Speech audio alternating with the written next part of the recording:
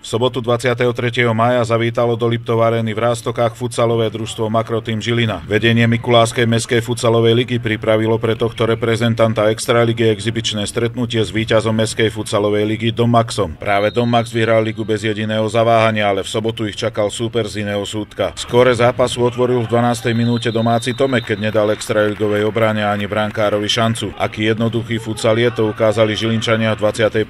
minúte. Vyšachovali nielen obranu Liptákov, ale aj brankára Ondrejku a Kubík pohodlne vyrovnal. Ďalší kolotoč predviedli hostia už o 2 minúty a tentoraz Mára strhol vedenie na svoju stranu. V druhej časti bola hra vyrovnaná a Tomek svojím druhým gólom vyrovnal na konečných 2-2. Dom Max v sobotu dokázal, že by sa v extralige uplatnil napriek tomu, že sa prezentoval úplne iným štýlom, ako sa futsal vo vyššej súťaži hrá. Ten je totižto založený na technike a prvkoch, ktoré veľký futbal ani nepozná. Napriek tomu Liptáci svojou dravosťou dokázali, že by v lige problém so záchranou nemali. Dúfam, že nám mesto vyjde trošku v ústrety a poskytne nám aj tréningovú plochu, túto halu a myslím si, že raz, dvakrát týždenne môžeme trénovať medzi období.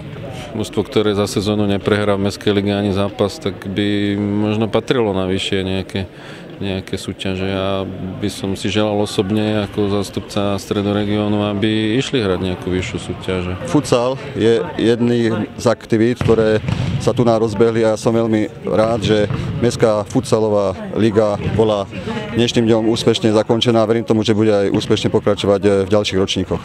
Z Liptov Arény v Ráztokách pre televíziu Liptov Pavol Tomčík.